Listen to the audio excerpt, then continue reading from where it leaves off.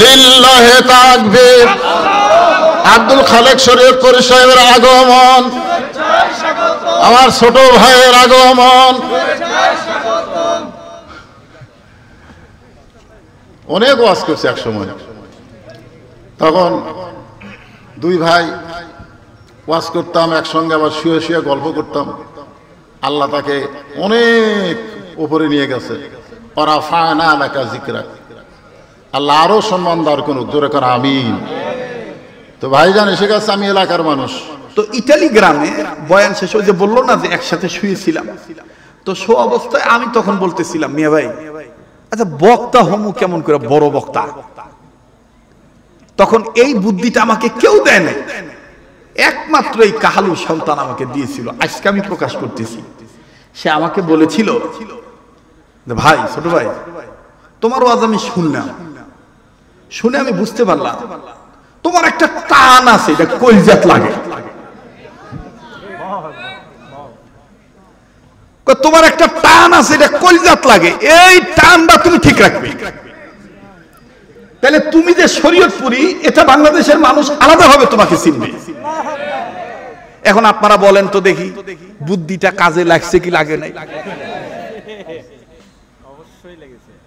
বলেন লাগছে কি লাগে নাই? এই জন্যই মুরব্বীরা বলে ছোড়ার বুদ্ধি গলার আর বুড়ার বুদ্ধি তলার। ছোড়ার বুদ্ধি কুড়িবা গলার আর বুড়ার বুদ্ধি তলার। মুরব্বীদের একটা অভিজ্ঞতা আলাদা, ঠিক না? মাশাআল্লাহ, আমাদের মুফতি মাওলানা বজলুল হোসেন সাহেব, উনি তো একাধিকবার মরহুম মাওলানা দেলোয়ার হোসেন সাইদি রহমতুল্লাহ আলাইহির এক প্যান্ডেলে বয়ান করছে। আর আমার জীবদ্দশা আমি দুইবার করছি। একবার হলো বিরামপুর ডিগ্রি কলেজ মাঠ দিনাজপুর, আর একবার হলো দিনাজপুরের আরেকটা থানা হাকিমপুর, হিলি বর্ডারের কাছাকাছি। এই দুইটা জায়গায় আমি বয়ান করেছিলাম। সেদিন আমি যে ঘরের হই, আমার পোশাক যেটাই হোক, আমার টুপি যেটাই হোক, সেদিন ওই কোরআনের পাখিটি আমাকে বলেছিল পিঠে থাবড়া দিয়ে যে আগামী প্রজন্মের তোমরা এই তরুণ আলেমরা বাংলার মুসলমানদের জন্য বাঘের ভূমিকা হয়ে কাজ করবে। সেই দোয়াটা কি বিফলে গেছে? বলেন দোয়াটা বিফলে গেছে? আপনাদের পায়ে হাত দিয়ে বলবো দলাদলি করবেন না। কার টুপি কেমন, কার জুব্বা কেমন, এগুলো দেখবেন না। কাঁধে কাঁধ মিলিয়ে অনৈক্য দূর করে ঐক্যের প্ল্যাটফর্মে আসেন। খোদার কসম, রামবাম চ্যাটার্জি মুখার্জির দুঃসাহস হবে না, কোন সাহস হবে না আমাদের ওলামায়ে কেরামদের দিকে আঙ্গুল উঁচু করে কথা বলা। এখনো যারা কাদা ছুরাছুরি করবে, এখনো যারা ডিভাইডেড করবে, বুঝে নেবেন এরাই মির্জাফর। বিগত বছরগুলোতে যারা এক হইতে দেয় নাই, এরাই এখন সুকৌশলে আমাদের ঐক্যবদ্ধ প্ল্যাটফর্ম পছন্দ করে না। কষ্ট হচ্ছে নাকি আপনাদের?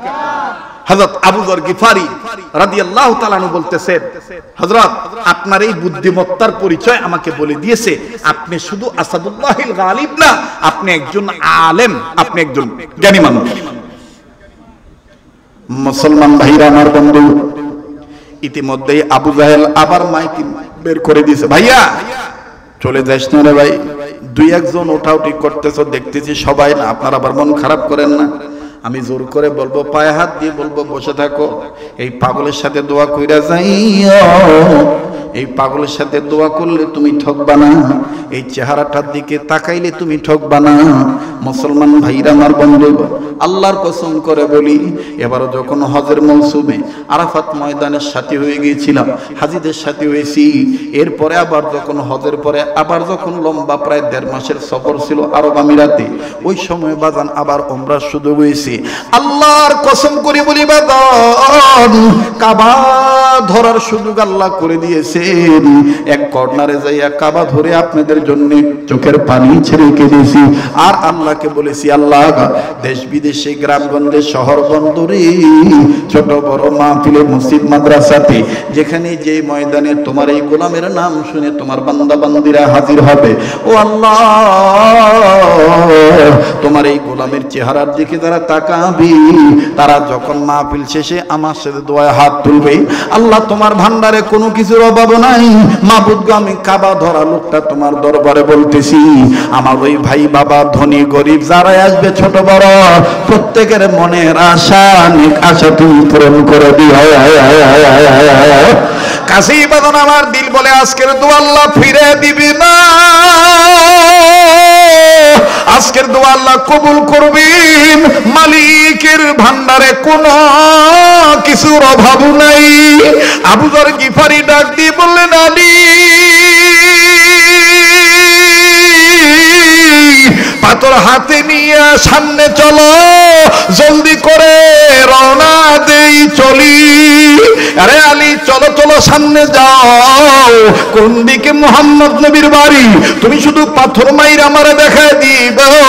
হযরত আলী রাদিয়াল্লাহু তাআলা এবার সামনে সামনে যায়, আগে আগে যায়, আর আবু যর গিফারি রাদিয়াল্লাহু তাআলা পিছে পিছে হযরত আলীকে ফলো করতেছেন। এবার যখন বাজান হযরত আলী সামন দিকে চলে গেলেন, সামন দিকে যাইয়া ডান বাম দিকে নজর দিয়া এবার হযরত আলী আস্তে করে ডান দিকে যখন পাথর ছুঁড়ে মারলেন, হযরত আবু যর গিফারি পিছন থেকে বুঝে নিলেন এই দিকে মুহাম্মদ নবীর বাড়ি হবে।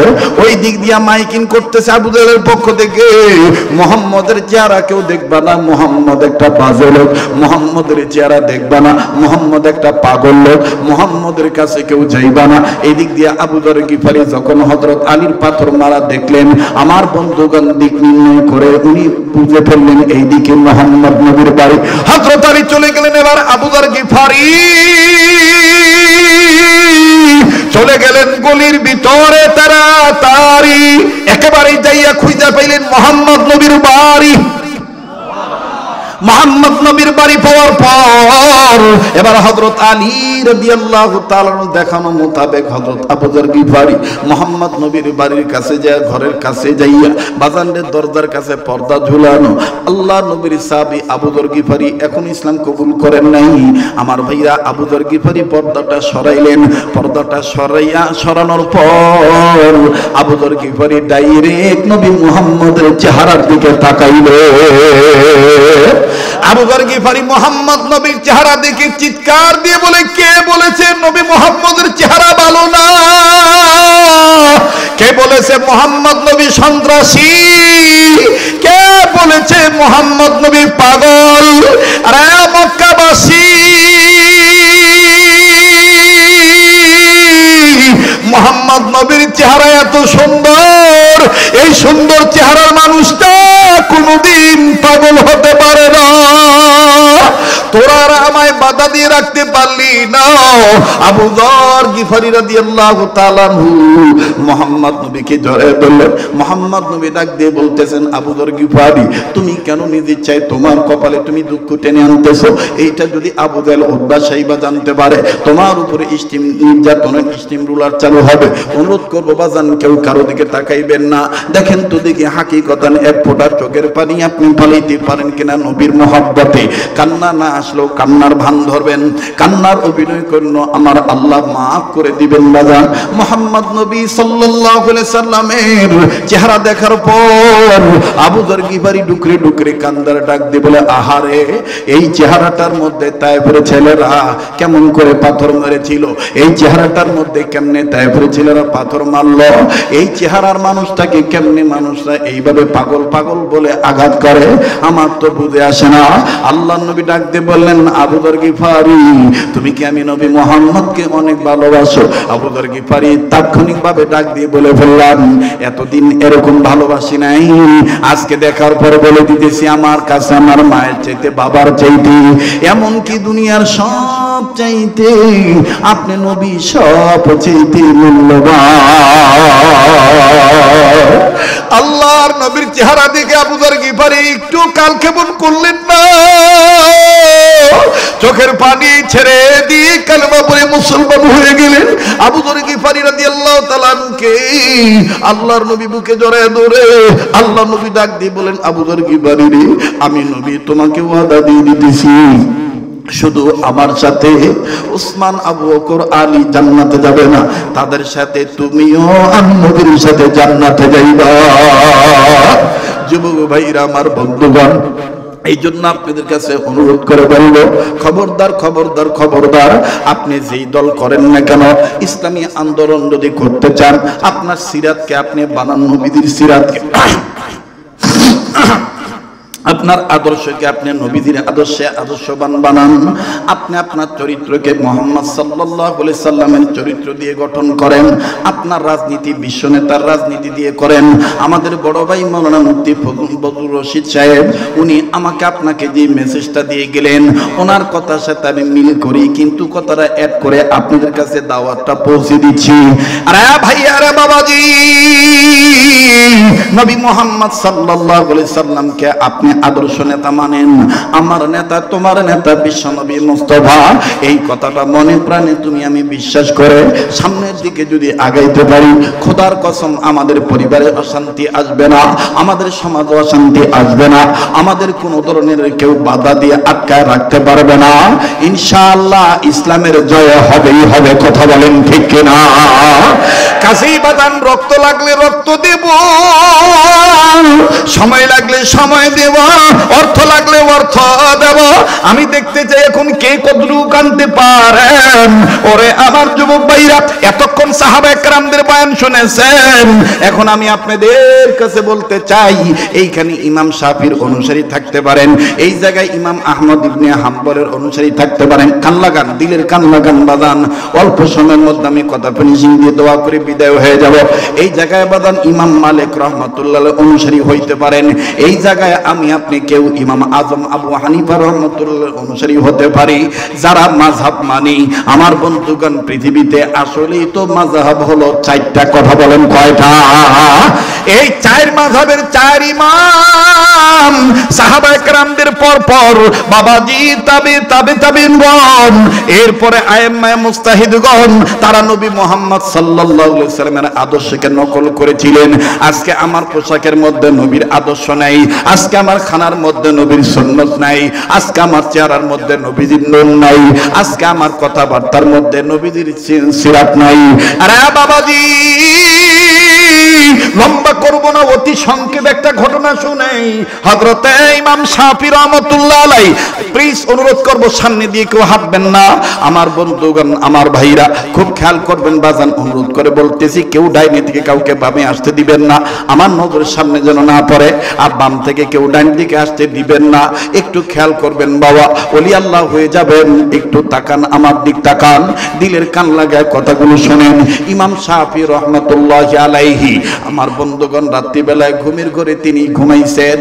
এবার যখন ঘুমের ঘরে ঘুমাইছেন, তিনি স্বপ্নে দেখতেছেন নবী মুহাম্মদ সাল্লাল্লাহু আলাইহি সাল্লাম হাজির হয়ে গেছে। ইমাম শাফি রাহমাতুল্লাহি আলাইহি নবী মুহাম্মদকে ডাক দিয়ে বলতেছেন, আসসালাতু ওয়াসসালামু আলাইকা ইয়া রাসূলুল্লাহ, আসসালাতু ওয়াসসালামু আলাইকা ইয়া হাবিবাল্লাহ। এখন প্রশ্ন করতে পারেন, মাওলানা, আমি আপনি কি নবীকে স্বপ্ন দেখতে পারি? হ্যাঁ পারবো। শুনে নেন, কি আমল করলে পারবেন? শুধু নবীজির আন্দোলন করলেই হবে না, ওটা তো আপনি শারীরিক, আপনি মেহনত করবেন, কিন্তু জবানি একটা মহব্বত করবেন। সেই জবানি মহব্বত হলো চলতে ফিরতে উঠতে বসতে সব সময় নবীজির দুরূদ শরীফ পাঠ করবেন। বড় দুরূদ যদি না পড়তে পারেন, কমাস কম সাল্লাল্লাহু আলাইহি ওয়াসাল্লাম বলবেন। বলেন না সাল্লাল্লাহু আলাইহি ওয়াসাল্লাম, সাল্লাল্লাহু আলাইহি ওয়াসাল্লাম, সাল্লাল্লাহু আলাইহি ওয়াসাল্লাম।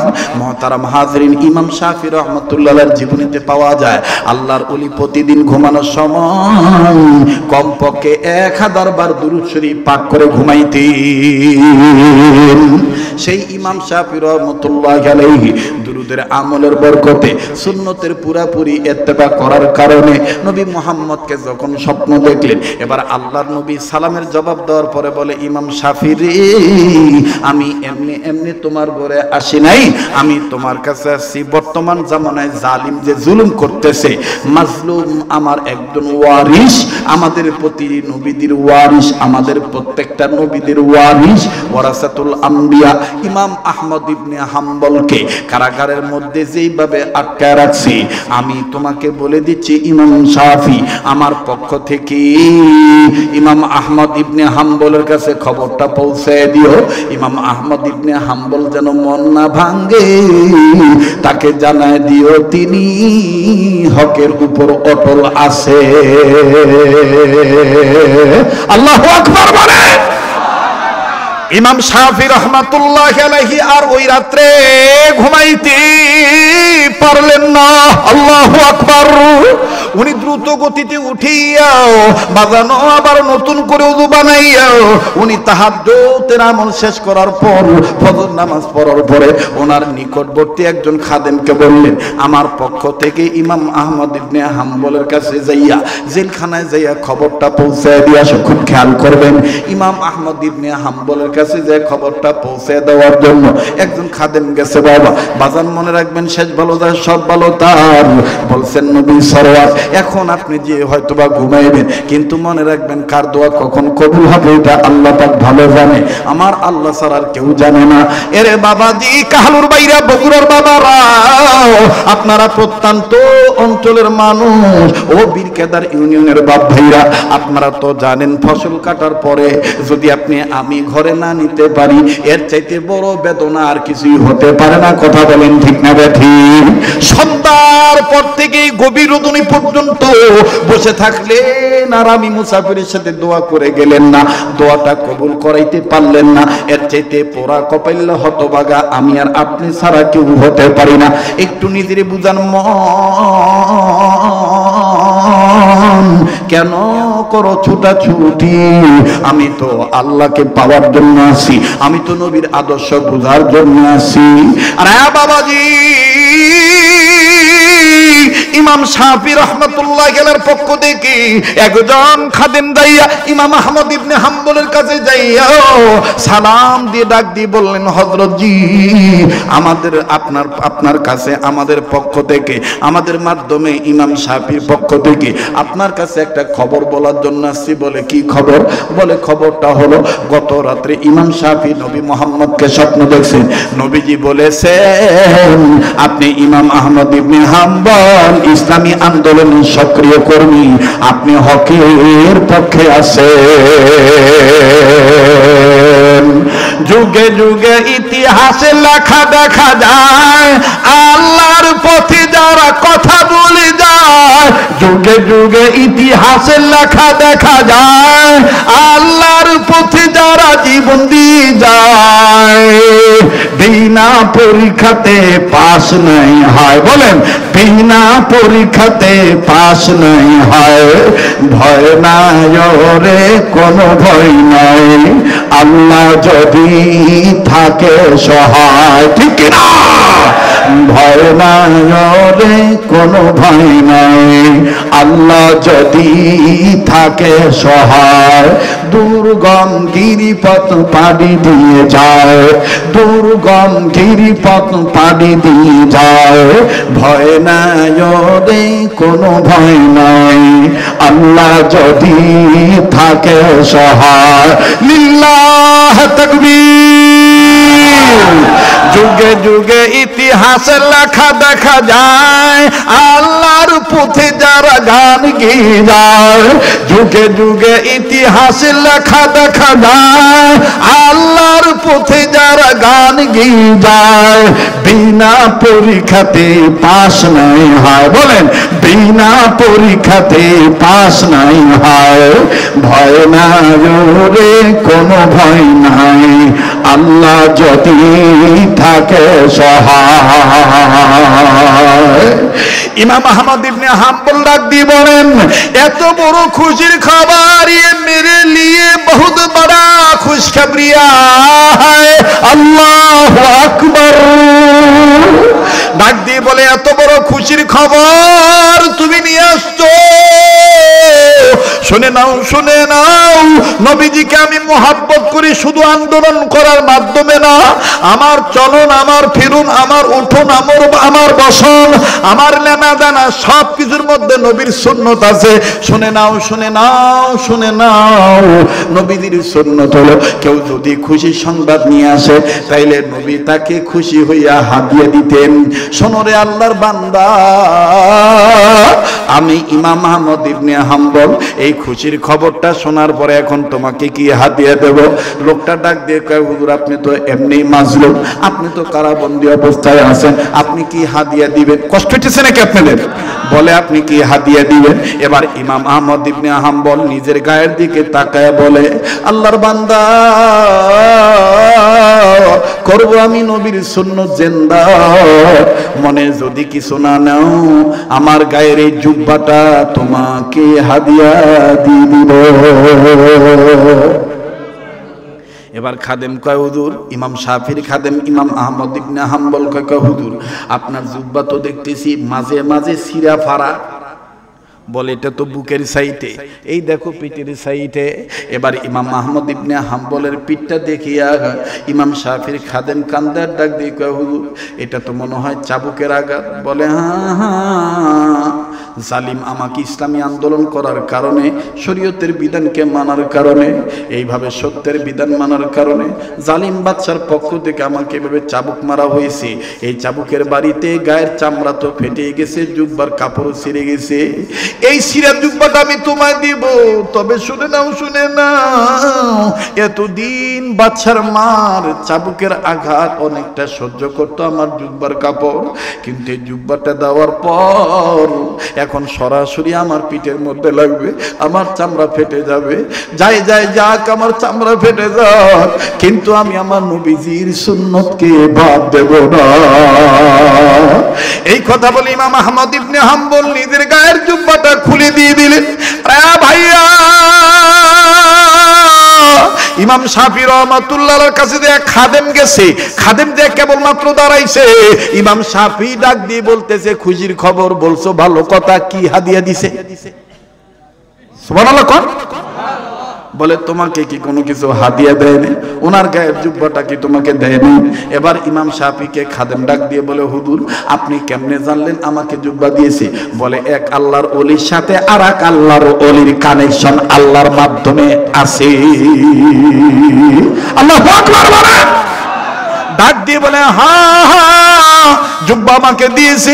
বলে কই জুব্বাটা আমাকে দাও, কিছু সময়ের জন্য আমি ইমাম শাফিকে জুব্বাটা দাও, আমি এরপরে তোমাকে দিয়ে দেব। দেখেন ভাইরা আমার, ইমামদের মধ্যে আইম্মায়ে মুজতাহিদগণদের মধ্যে নবীজির সুন্নতের ইত্তেবা কেমন ছিল, নবীজির আদর্শকে তারা কেমন নকল করছে।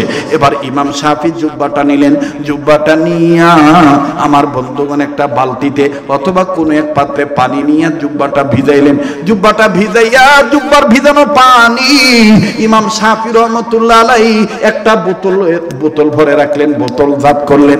খাদেম জুব্বাটা পাওয়ার পর কয়, হুজুর দিলাম শুকনা জুব্বা, দিলেন ভিজা জুব্বা, বুঝলাম না, আর আপনি কেন জুব্বাটা ভিজাই দিলেন?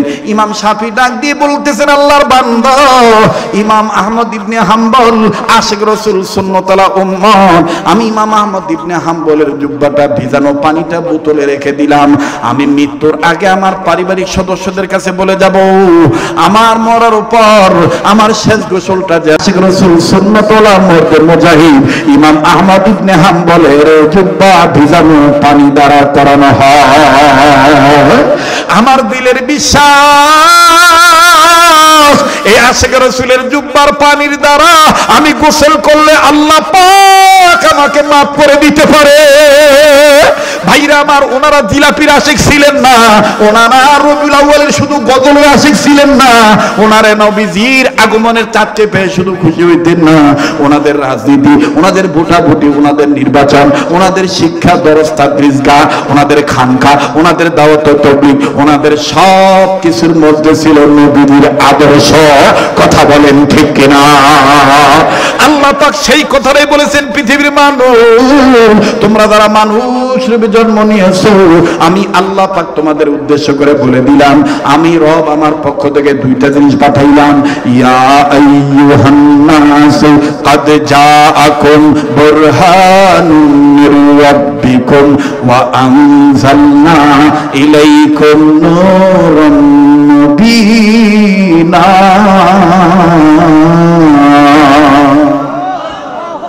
বাস কেউ উঠাউঠি করবেন না, মাশাআল্লাহ। হ্যাঁ, কয়বার? একবার তো হইছে।